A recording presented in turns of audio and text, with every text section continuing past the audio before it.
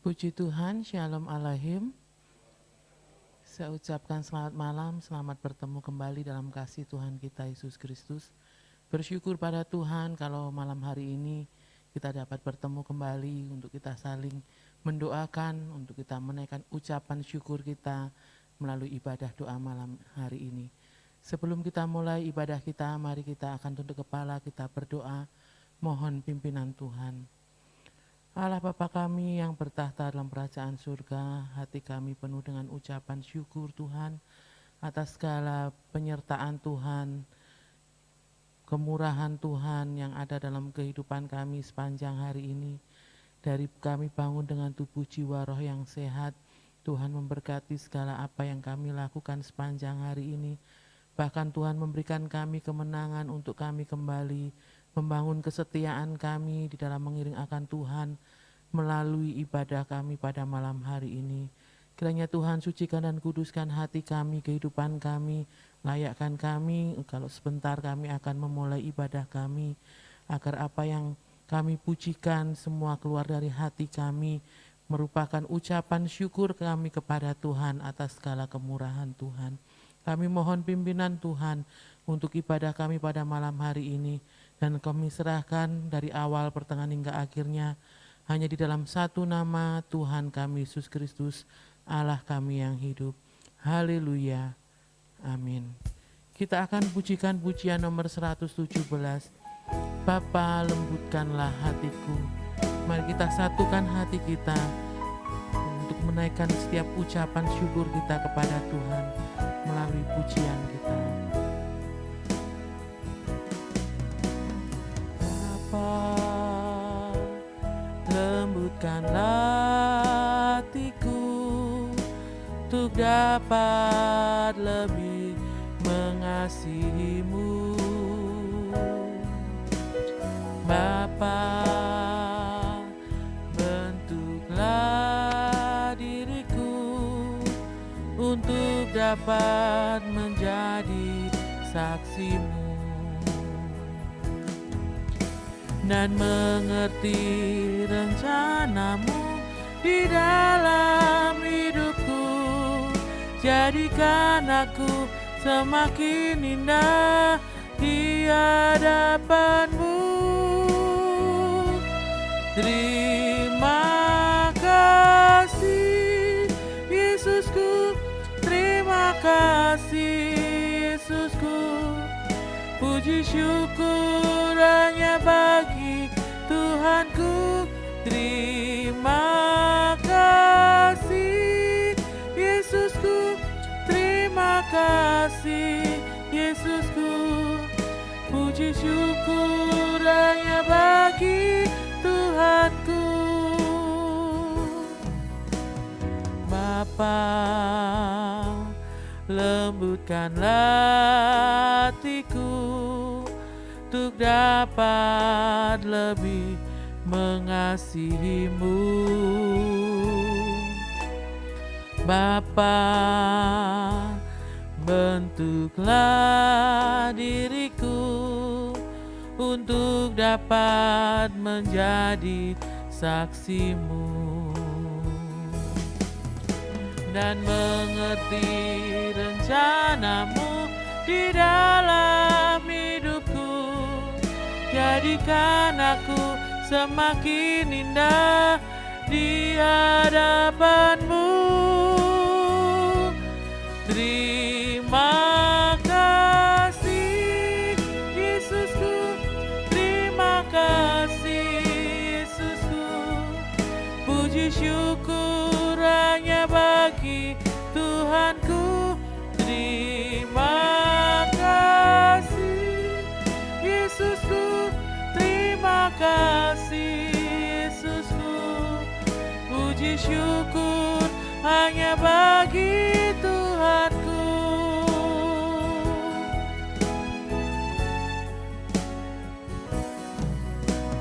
Bapa, lembutkanlah hatiku untuk dapat lebih mengasihimu. Bapa, Tolonglah diriku untuk dapat menjadi saksimu dan mengerti rencanamu di dalam hidupku. Jadikan aku semakin indah di hadapanmu. Terima kasih Yesusku, terima kasih Yesusku. Puji syukur hanya bagi Tuhanku. Terima kasih Yesusku, terima kasih Yesusku. Puji syukur hanya bagi Tuhanku. Terima kasih Yesusku, terima kasih Yesusku. Puji syukur hanya bagi Tuhanku. Terima kasih Yesusku, terima kasih Yesusku.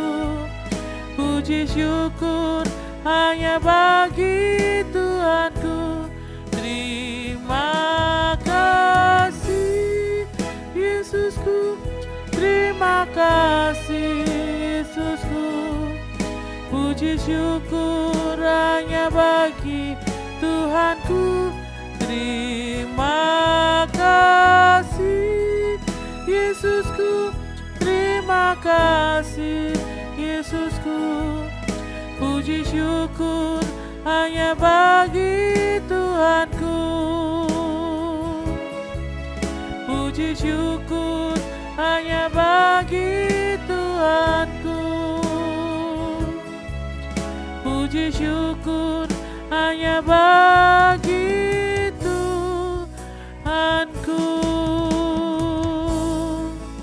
Haleluya. Haleluya, haleluya,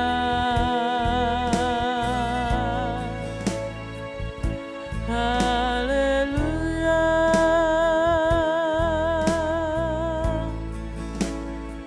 haleluya.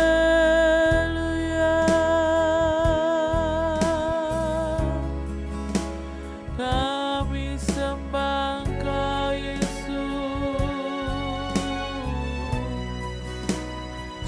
Haleluya.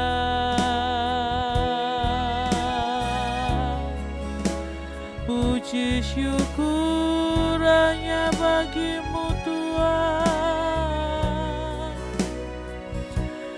Haleluya.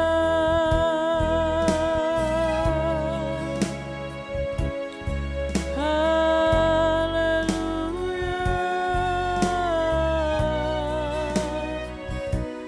Terima kasih Yesus.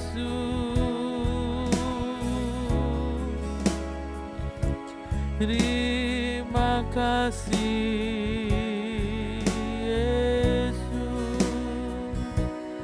Kami bersyukur.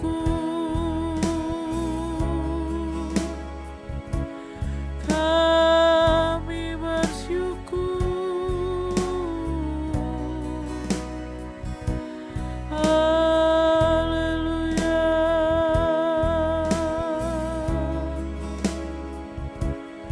Haleluya.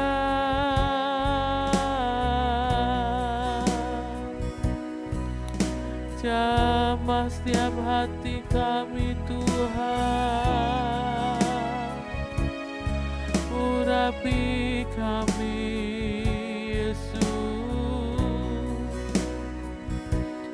Layakan kami menyembah-Mu Tuhan.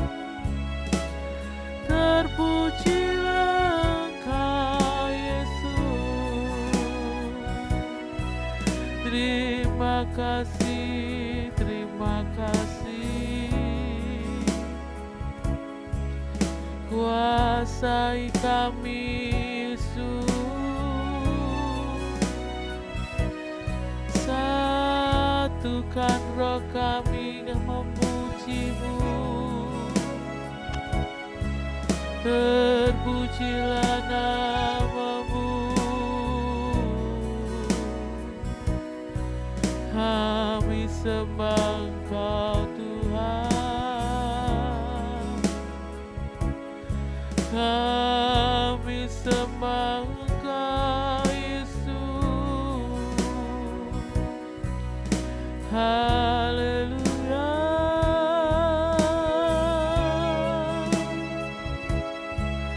haleluya,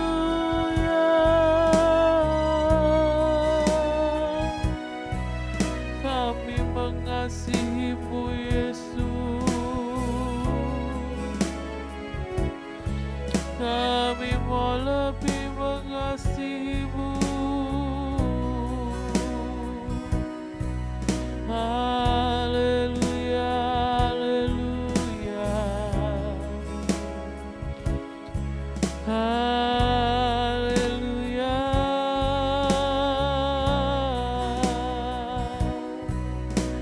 Yesus, kami sembah Engkau Tuhan, kami sembah Engkau Yesus, kami percaya Engkau hadir di tengah-tengah kami Tuhan, menjamah setiap hati kami, menjamah setiap hidup kami. Engkau memberi kami kekuatan yang baru, Engkau menyegarkan jiwa kami Yesus. Hanya ucapan syukur yang kami terus naikkan. Terima kasih Yesus, terima kasih Yesus. Kami bersyukur Tuhan, buat segala kemurahan-Mu dalam hidup kami. Kau Allah yang begitu mengasihi kami Yesus.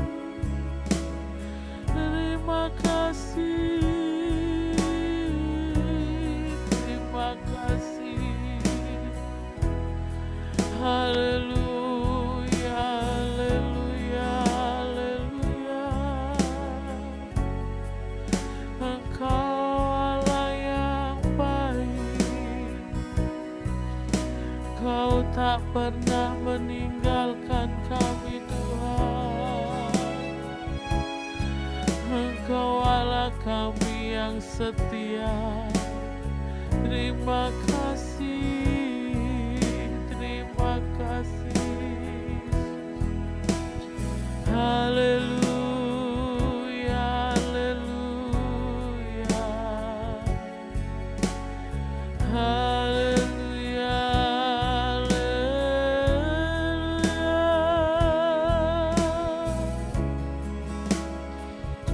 haleluya, haleluya, haleluya.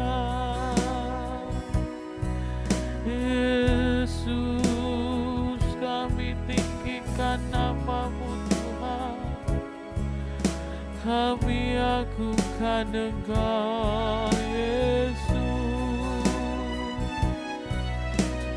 Haleluya, haleluya, haleluya Yesus. Haleluya,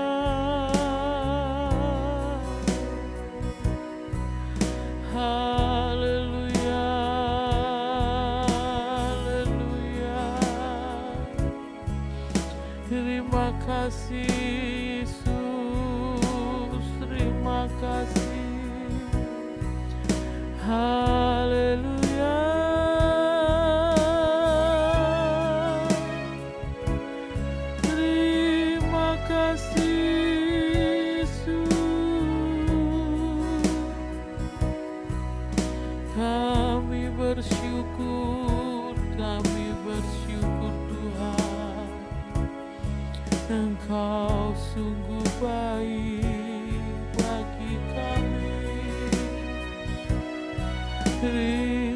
kasih Yesus,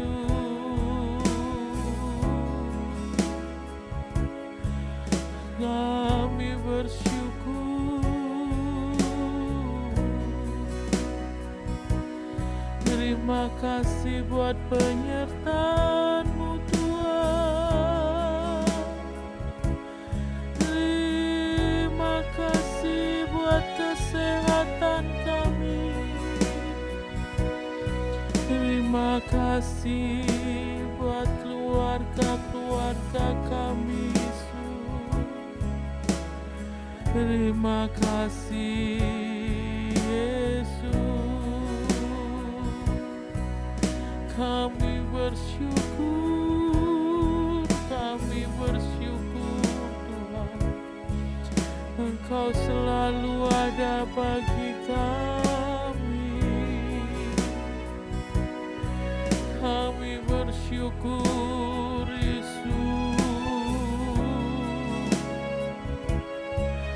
Haleluya.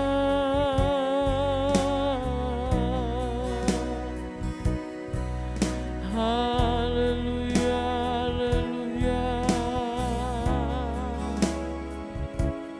Terpujilah nama-Mu Yesus. Haleluya.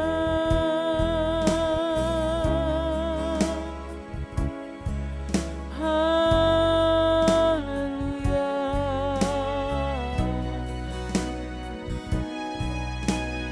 Yesus,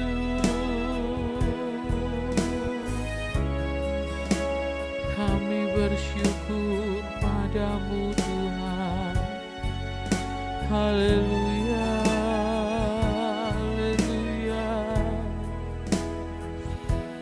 Kami sembah Engkau Tuhan. Kami sembah Engkau Yesus. Kami berserah hanya padamu. Haleluya, haleluya. Terima kasih Yesus. Kasih-Mu tak berkesudahan dalam hidup kami. Kami bersyukur. Terima kasih Tuhan. Haleluya, haleluya. Haleluya. Terima kasih Tuhan. Haleluya. Yesusku, terima kasih Yesusku. Puji syukur hanya bagi Tuhanku. Terima kasih Yesusku. Terima kasih Yesusku. Puji syukur hanya bagi Tuhanku. Terima kasih Yesusku. Terima kasih Yesusku. Puji syukur hanya bagi Tuhanku. Terima kasih Yesusku. Terima kasih Yesusku. Puji syukur hanya bagi Tuhanku. Puji syukur hanya bagi Tuhanku. Puji syukur hanya bagi Tuhanku. Kita akan naikkan doa syafaat. Pada malam hari ini kita doakan pekerjaan Tuhan di tempat ini, mulai jam-jam ibadah, para pelayan Tuhan, jemaat Tuhan, mulai dari kanak-kanak sampai lanjut usia. Biar kiranya Tuhan terus memberkati gereja tempat ini, semakin hari semakin maju, terlebih nama Tuhan semakin dipermuliakan melalui keberadaan gereja GPPS Shalom Lamongan ini. Kita juga berdoa untuk bangsa dan negara kita Indonesia, kota kita tercinta Lamongan, biar kiranya Tuhan memberkati, kiranya Tuhan mencurahkan belas kasihan bagi bangsa dan kota kita. Tuhan memberkati para pemimpin negara kita, mulai dari pusat sampai daerah.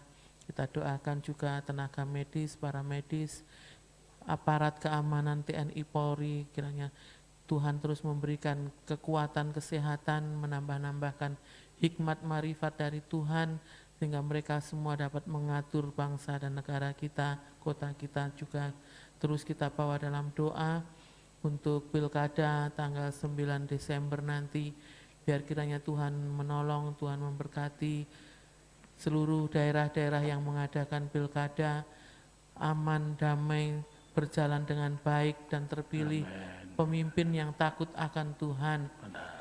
Kita doakan juga untuk kita semua yang ada pada malam hari ini. Amen. Baik kita yang ada di gereja, jemaat Tuhan yang ada di rumah, bahkan yang ada di luar kota yang mengikuti ibadah doa malam ini. Kiranya Tuhan terus memberkati agar kita semakin setia di dalam mengiringan kita akan Tuhan Yesus. Amin. Dipersilahkan Ibu Honggo untuk memimpin kita dalam doa dan kita semua mengaminkannya. Haleluya. Bapa di surga, Tuhan Yesus, terima kasih atas kasih-Mu yang begitu indah buat kami, dan kasih-Mu yang begitu ajaib sudah Kau berikan buat kami Tuhan. Amen. Sehingga pada saat ini Bapa boleh kami kembali, boleh memuji, memuliakan nama-Mu Tuhan, dan terutama boleh kami menyembah Engkau Tuhan dengan segenap tubuh jiwa roh kami. Terima kasih Tuhan Yesus atas semua yang sudah Kau berikan buat kami. Amen. Mulai dari pagi, siang, sore sampai saat ini Tuhan, Engkau tetap memelihara kami, Engkau menolong kami, Engkau menyertai kami Tuhan, sehingga boleh kami rasakan sukacita, damai sejahtera-Mu tetap ada dalam kehidupan kami. Terima kasih Tuhan Yesus. Juga kami mau berdoa untuk pelayanan di tempat ini Tuhan, biarlah semakin maju Bapa. Biarlah kau semua pelayan-Mu bergandeng tangan Tuhan, satu dengan yang lain. Amen. Dengan kasih-Mu, ikat dengan roh-Mu Tuhan, sehingga boleh kami tidak ada merasa yang lebih, tapi kami merasa kami semuanya butuh Engkau Bapa. Amen. Terima kasih Tuhan Yesus. Juga acara-acara di tempat ini ibadah dari awal sampai akhir, dari sesi 1, 2, 3 Tuhan, tetap Kau mengurapi kami semua. Amen. Juga berjalan dengan baik Tuhan, dan kuasai dengan kuasa roh-Mu Bapa, sehingga boleh kami benar-benar tetap mengenal Engkau dan mengerti, semakin mengerti Tuhan, hidup kami ada di dalam rancangan-Mu. Terima kasih Tuhan Yesus. Kami juga berdoa untuk kota kami Tuhan, Lamongan. Biarlah Kau berkati Tuhan dengan damai sejahtera-Mu Tuhan, di mana saat ini mau ada rencana pilkada Tuhan, kami tetap serahkan ke dalam tangan-Mu. Amen. Kau berkati, Kau berikan Tuhan untuk kota kami keamanan di mana-mana, juga aparat-aparat semuanya Tuhan, Kau berkati dengan kesehatan buat mereka, sehingga boleh tetap kota kami Kau berikan dengan damai sejahtera-Mu. Amen. Terima kasih Tuhan Yesus. Juga kami berdoa untuk saat ini virus yang masih ada Tuhan, kami tetap serahkan dalam tangan-Mu. Engkau akan tetap memberikan kesehatan yang terbaik buat kami, anak-anak-Mu dimanapun berada Tuhan. Kami percaya Tuhan Engkau akan memperlakukan semuanya Tuhan. Terima kasih Bapa. Juga Kau berkati tenaga medis, dokter, perawat semuanya Bapa. Berikan mereka juga kesehatan buat mereka, sehingga mereka juga dapat melayani dengan baik dan boleh berjalan dengan baik, sehingga semuanya boleh pulih kembali Bapa. Terima kasih Tuhan Yesus. Engkau juga berkati dengan Bapak Presiden sampai aparat yang di bawah Bapa sampai di daerah-daerah Tuhan. Berkati mereka juga dengan kesehatan, akal budi yang dari Engkau Bapa, sehingga boleh Indonesia menjadi kebanggaan untuk negara lain Bapa, karena Engkau turut campur dalam kehidupan kami semuanya. Kau pakai anak-anak-Mu dimanapun berada untuk menjadi berkat dimanapun mereka berada, mereka juga dapat mengenal Engkau Tuhan. Terima kasih Tuhan Yesus. Terima kasih juga pendidikan CM Tuhan, Kau berkati semakin maju Bapa, karena kami tahu kami butuh Tuhan untuk anak-anak kami. Mulai dari kecil Tuhan, kami mau mengenalkan mereka kepada Engkau, sehingga mereka boleh hidup takut angkat Engkau Tuhan, dan boleh Kau pakai kami semua untuk melayani pekerjaan-Mu. Terima kasih Tuhan Yesus, terima kasih. Juga pada saat ini Tuhan kami akan belajar akan kebenaran firman-Mu. Biarlah Kau pakai hamba-Mu Tuhan, Bapak Gembala, kuasai dengan Roh Kudus-Mu Bapa, sehingga boleh Bapak Gembala menerangkan firman-Mu, boleh kami semakin mengerti dan mengenal Engkau, mengenal akan rancangan-Mu dalam hidup kami Bapa. Terima kasih Tuhan, itulah kekuatan kami untuk kami hidup di dalam dunia ini, yaitu boleh kami tetap tinggal di dalam kebenaran firman-Mu. Terima kasih Bapa, biarlah Kau urapi kami semua Tuhan yang mendengarkan, baik yang di rumah, yang di tempat ini Tuhan. Kami mau buka hati kami untuk kami semakin mengenal dan mengerti akan kebenaran firman-Mu. Karena firman-Mu itulah kekuatan dalam hidup kami dan menjadi pelita bagi kaki kami dan terang dalam hidup kami, sehingga boleh kami menjadi saksi-Mu Tuhan di mana-mana. Terima kasih Tuhan Yesus, kami serahkan semuanya, kami minta hanya di dalam nama Tuhan Yesus Kristus, Juru Selamat kami yang hidup. Haleluya, amin. Puji Tuhan, Bapak Ibu sekalian, selamat malam dan selamat kita untuk kembali di dalam ibadah penyembahan kita pada malam hari ini. Saya ingin mengajak untuk membaca bersama di dalam Injil Markus pasal yang ke-8 ayat 14 sampai dengan ayat yang ke-21. Injil Markus pasal 8 ayat 14 sampai dengan 21. Kita akan baca dengan seksama. Cara bacanya itu dinikmati pelan-pelan sehingga kata demi kata itu bisa dapat jelas. Ini yang perlu untuk kita lakukan ya. Demikian firman Tuhan. Kemudian ternyata murid-murid Yesus lupa membawa roti. Hanya sebuah saja yang ada pada mereka dalam perahu. Lalu Yesus memperingatkan mereka, katanya, berjaga-jagalah dan awaslah terhadap ragi orang Farisi dan ragi Herodes. Maka mereka berpikir-pikir dan seorang berkata kepada yang lain, itu dikatakannya karena kita tidak membawa roti. Dan ketika Yesus mengetahui apa yang mereka perbincangkan, ia berkata, mengapa kamu membincangkan soal tidak ada roti? Belum jugakah kamu faham dan mengerti? Telah degilkah hatimu? Kamu mempunyai mata, tidakkah kamu melihat? Dan kamu mempunyai telinga, tidakkah kamu mendengar?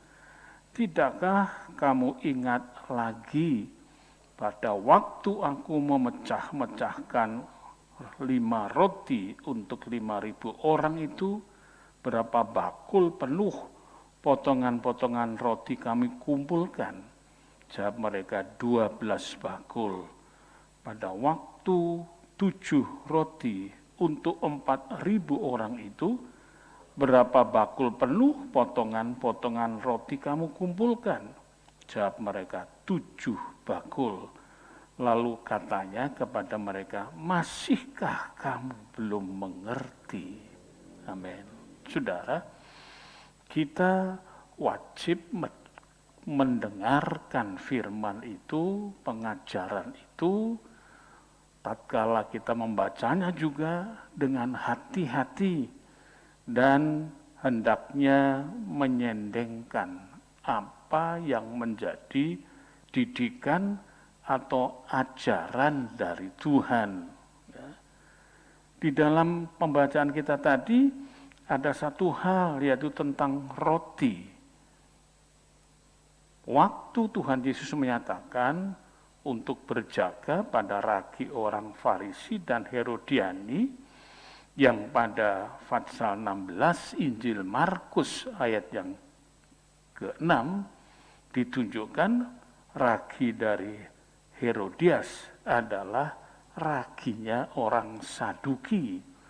Ada kelompok yang perlu untuk diperhatikan dengan seksama.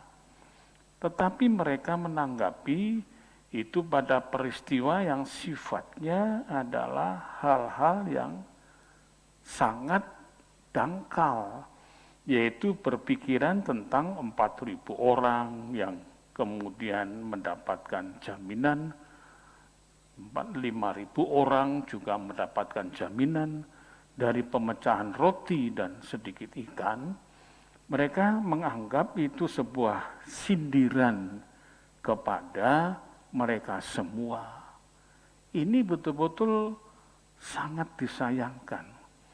Tiap-tiap pengajaran firman Tuhan itu tidak berbentuk sindiran yang sifatnya negatif, yang berkonotasi negatif, yang kemudian akan membawa kepada satu tindakan-tindakan yang destruktif.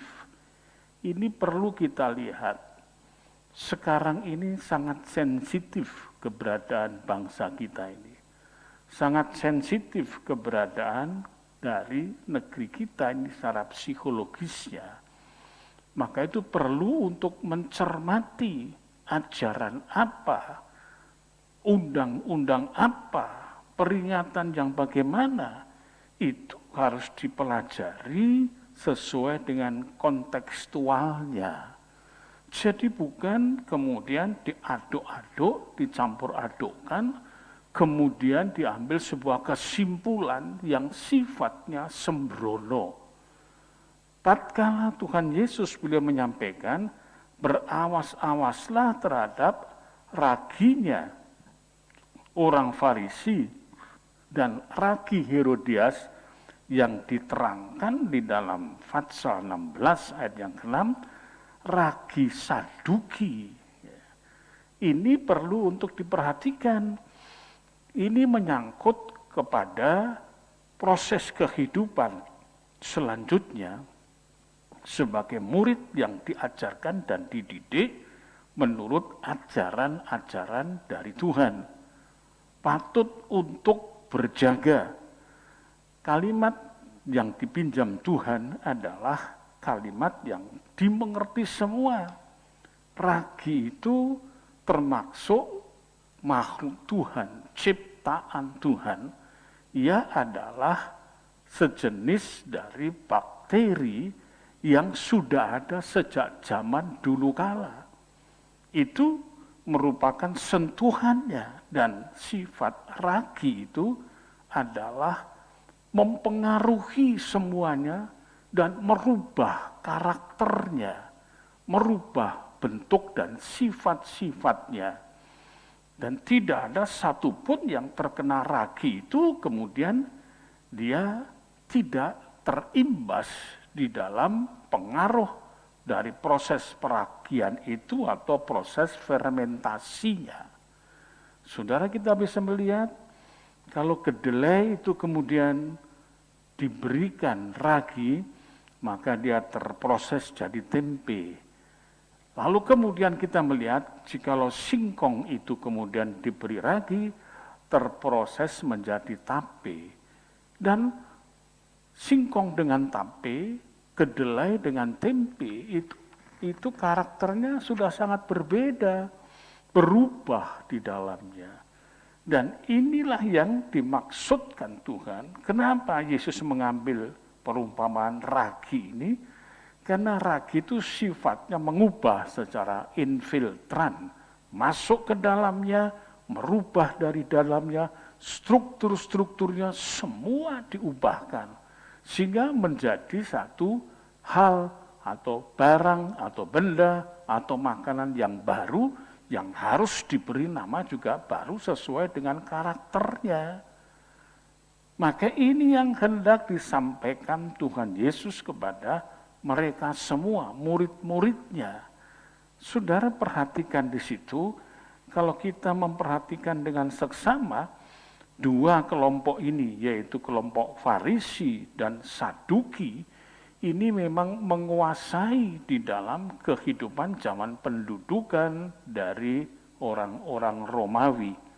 Orang Saduki lebih cenderung mereka itu sangat dekat bergabung dengan kaum borjuis, orang-orang kaya, orang-orang yang dekat dengan sistem pemerintahan. Karena itulah banyak tokoh-tokoh dari agama Yahudi pada waktu itu yang imamnya diambil dari orang-orang Saduki, kelompok Sadok. Sedangkan orang Farisi hanya melengkapi, dia ada di dalam badan kemajelisan Sanhedrin. Kita melihat dua-dua ini cukup membangun perimbangan untuk bisa melawan Yesus. Karena kelompok Farisi yang adalah ahli Taurat, dia kemudian menganggap hadirnya Yesus yang datang itu dianggap merusak tatanan Taurat. Sedangkan orang Saduki yang tidak percaya kepada malaikat dan kebangkitan, maka dia tidak percaya akan ajaran Tuhan yang nanti akan mengalami kematian dan 3 hari akan bangkit. Dan tidak percaya adanya malaikat yang telah memberitahukan tentang kelahiran Yesus ini. Mereka masing-masing di dalam penelitiannya mereka melihat bahwa Yesus itu keturunan orang yang miskin. Dia adalah keturunan dari tukang kayu. Maka sangat celakalah kalau seseorang itu kemudian melihat dan mengukur segala sesuatu dari keberadaan kaya dan miskinnya seseorang. Tapi tidak melihat bobot dari pengajaran yang disampaikan dan tidak melihat dari bagaimana hebatnya Tuhan Yesus melakukan tanda-tanda mujizat yang tidak tergenapi oleh para nabi-nabi yang lain. Kita melihat saja di dalam Matius 5 ayat 1 sampai dengan yang ke-6, satu bukti yang sangat luar biasa. Matius 5, 1-6, ketika Yesus melihat orang banyak itu, naiklah ia ke atas bukit, dan setelah ia duduk, datanglah murid-muridnya kepadanya. Maka Yesus pun mulai berbicara dan mengajar mereka, katanya, berbahagialah orang yang miskin di hadapan Allah, karena merekalah yang empunya kerajaan sorga. Berbahagialah orang yang berduka cita, karena mereka akan dihibur. Berbahagialah orang yang lemah lembut, karena mereka akan memiliki bumi. Berbahagialah, 6. Berbahagialah orang yang lapar dan haus akan kebenaran, karena mereka akan dipuaskan. Nah, kita melihat ini berita-berita yang begitu rupa, yang kemudian kita melihat keberadaan dari yang sebenarnya diajarkan itu. Sedangkan kita melihat juga pesannya dari keberadaan Markus Pasal yang ke-15 ya, ayat 1 sampai dengan ke-6 itu berkenaan dengan adat istiadat. Sedangkan mujizat yang disampaikan kita bisa melihat orang yang ada di Gadara yang begitu banyak dirasuk setan, sebanyak 2.000 setan masuk ke dalamnya, itu bisa diusirkan. Ya. Pagi-pagi benar, imam-imam kepala bersama tua-tua dan ahli-ahli Taurat dan seluruh mahkamah agama sudah bulat mupakatnya, mereka membelenggu Yesus, lalu membawanya dan menyerahkannya kepada Pilatus. Pilatus bertanya kepadanya, engkaukah raja orang Yahudi? Jawab Yesus, engkau sendiri mengatakannya. Sampai sini dulu. Engkau sendiri mengatakannya.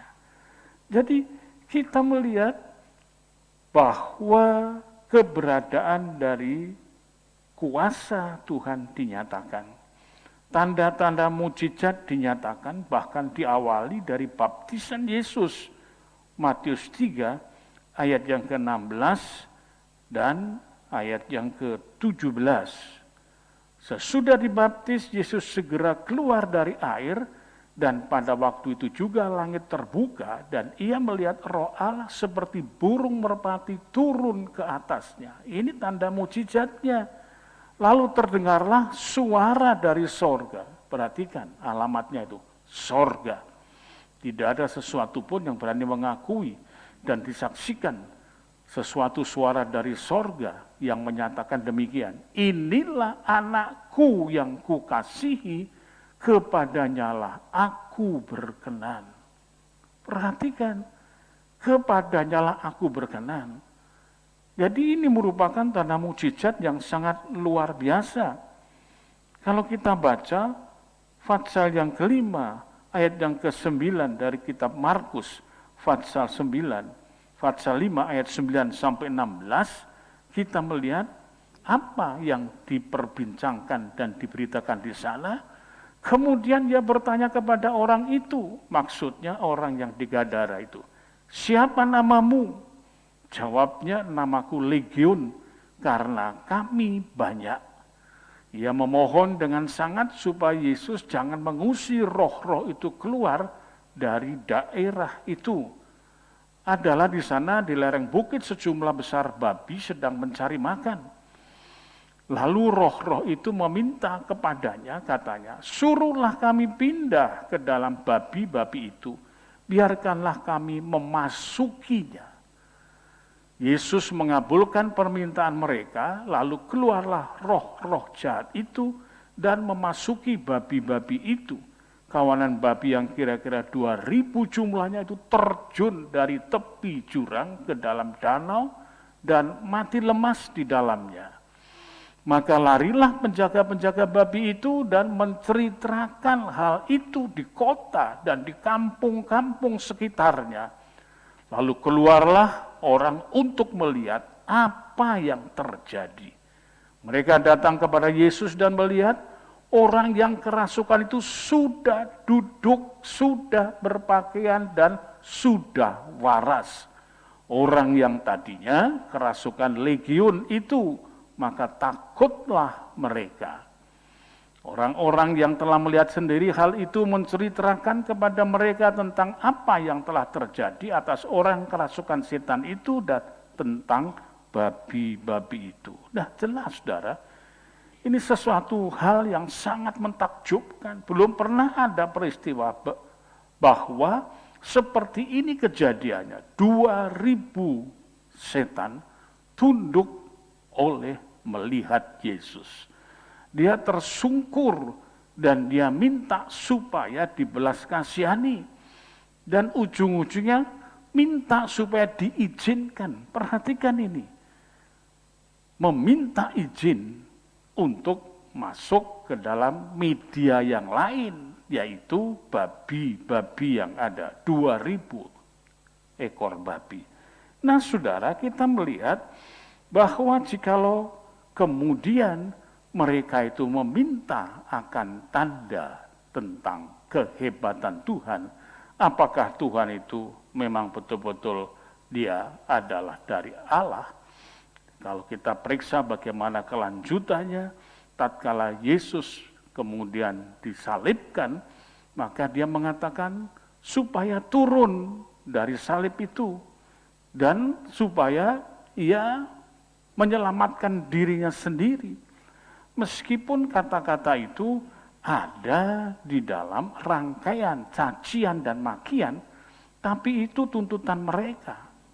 Mereka betul-betul mencari sebuah tuntutan yang sebetulnya bodoh lah, karena sudah diberikan bukti-bukti keberadaan tanda yang ada, yang berasal dari langit, yang berasal dari Tuhan, yang semuanya itu adalah karena kekuasaan Allah sendiri.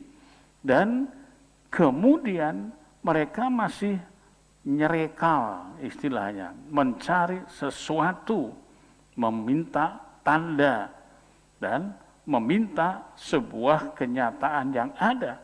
Mereka kurang percaya. Ya, kita melihat murid-murid pun juga punya pikiran yang menyimpang.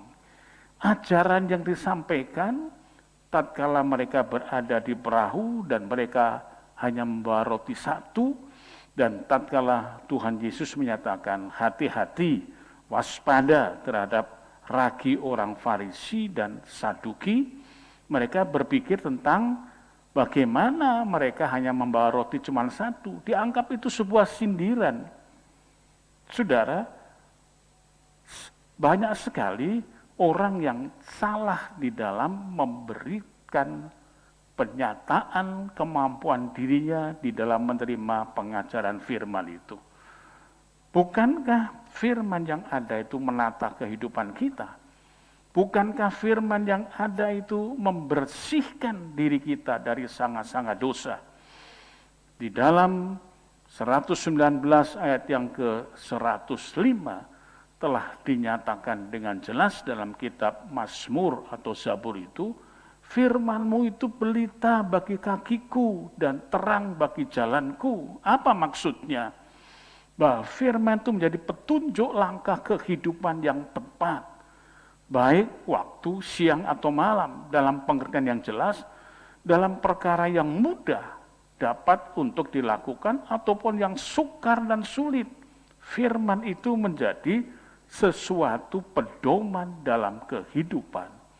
Karena itu dalam 130 pasal 119 dituliskan dengan benar apa yang dimaksudkan bila tersingkap firman-firman-Mu. Artinya kalau firman dapat diterima dan dapat dimengerti, bukan seperti pada waktu mereka diberitahukan ingat akan ragi orang Farisi, Herodiani ataupun Saduki itu. Hati-hati, mereka salah menerima. Tetapi kalau tersingkap artinya menerima, mengerti betul yang dimaksud, memberi terang, memberi pengertian kepada orang-orang bodoh. Ini kalimat ini dalam kategori yang sangat fatal, sebab dikatakan bodoh. Orang bodoh itu tidak ngerti apa-apa, lebay. Ya, maka itu ada kata-kata si lebay malang. Orang yang lebay itu malang di dalam segala sesuatunya. Kita di dalam dunia ini kita belajar untuk hidup dalam berbagai peristiwa, mencari pengajarannya, sehingga kita lepas dari kebodohan. Karena itu kalau orang tidak mau belajar, tidak mau mengerti, tetap bodoh, dia betul-betul tidak akan mendapatkan hidup yang nyaman. Nilai-nilai dan kemartabatannya tidak bisa berubah. Nah, ini adalah baru dari ragi orang-orang Farisi. Sekarang kita perhatikan bagaimana dari keberadaan orang-orang Herodians, yaitu golongan dari Yosefus, ya, dan mencatat bahwa orang Saduki mendapatkan percayaan dari kelompok kaum borjuis, kelompok dari orang-orang yang kaya. Dan di sini dari mazhab Saduki itu yang termasuk dalamnya adalah Yudas Iskariot. Dia terpengaruh oleh Saduki ini yang dia obral pada janji-janji materi, sehingga kemudian kita melihat keberadaannya sangat berpengaruh. Orang kalau sudah mulai berbicara tentang materi, maka karena materi itu merupakan kebutuhan fasilitas hidup di dunia ini dalam arti tertentu, kelengkapan tertentu, dalam kebutuhan tertentu, dan di dalam gaya tertentu yang itu semua dikemas oleh firman Tuhan, maka mereka yang tidak mengerti bahwa materi itu kemudian bisa memberikan segala-galanya, bahkan memberikan satu model gaya hidup yang melanggar firman kebenaran juga. Padahal kita melihat materi yang diberikan, yang menjadi kelengkapan dalam kehidupan kebutuhan kita itu adalah cukup untuk memberikan satu kehidupan sesuai dengan perkenanan Tuhan.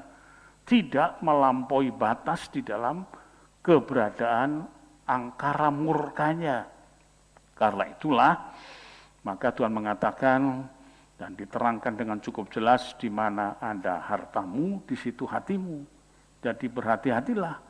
Cinta akan uang yang berkelebihan, kita lihat Tuhan mengambil ini peran uang, karena uang itu adalah alat untuk bisa dipertukarkan secara fleksibel di dalam hal apa saja, barang apa saja, dan istilah spesifiknya adalah membeli dan menjual. Itu adalah istilah spesifik dari fleksibilitas keuangan.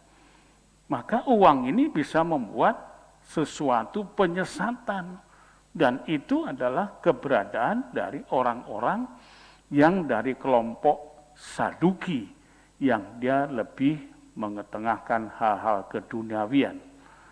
Nah, saudara sekalian, sebetulnya apa yang disampaikan Tuhan Yesus di dalam pemberitaannya tatkala Tuhan berkata di dalam Matius 16 itu dan Markus 8 itu adalah mewaspadai.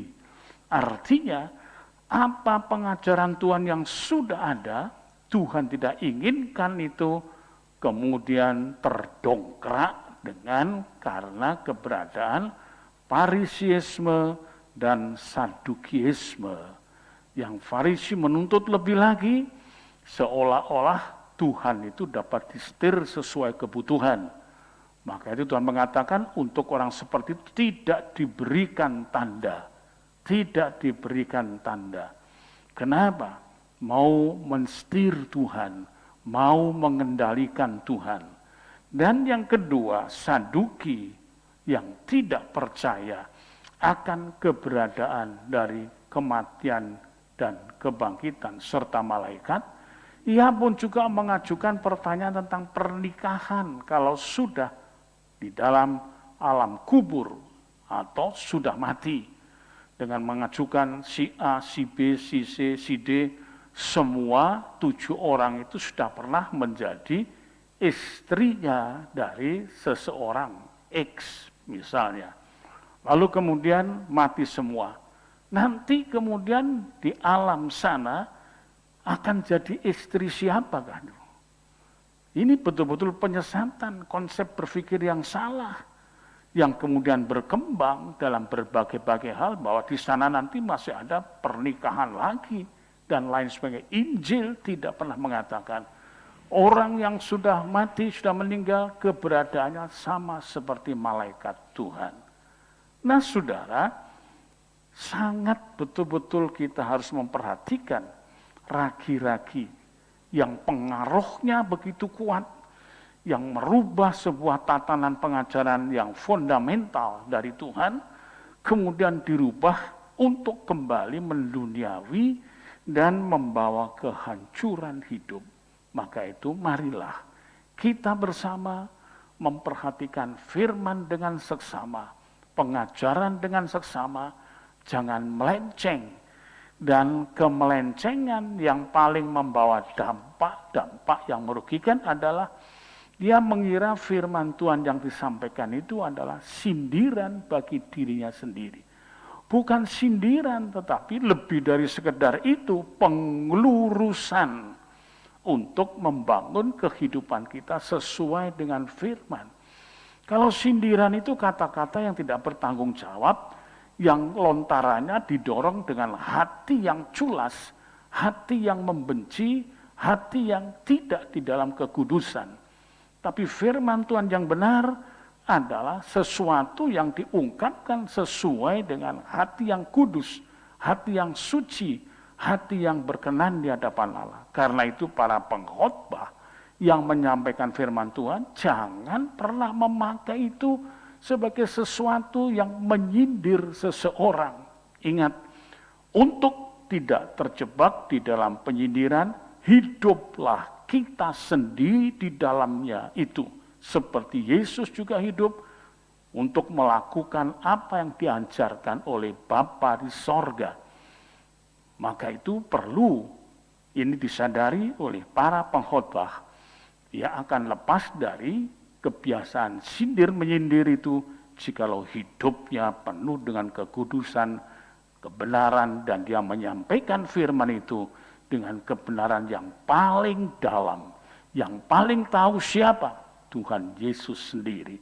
Sebagaimana Yesus tahu apa yang sedang mereka pikirkan dan katakan, sehingga kemudian semua dapat diluruskan. Marilah pada malam hari ini kita betul-betul membawa hidup kita itu dalam pengajaran firman yang benar, dibersihkan kita sebagaimana Yesus yang memberitakan bersih dari segala-galanya, kecuali ada satu yang mempengaruhi, kasih yang di dalam kekudusan. Tuhan memberkati kita bersama. Mari kita berdoa.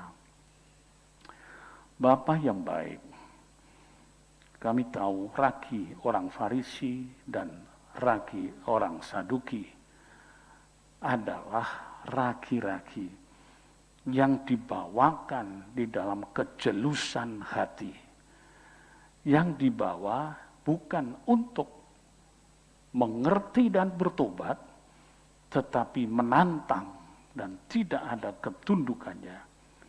Yang satu dengan penyesatan orang-orang Saduki, dengan begitu jauhnya, yang hanya mengejar pada hal-hal yang bersifat materi, kedudukan dan pangkat. Karena itu dia sangat lekat dengan kaum borjuis, orang-orang kaya.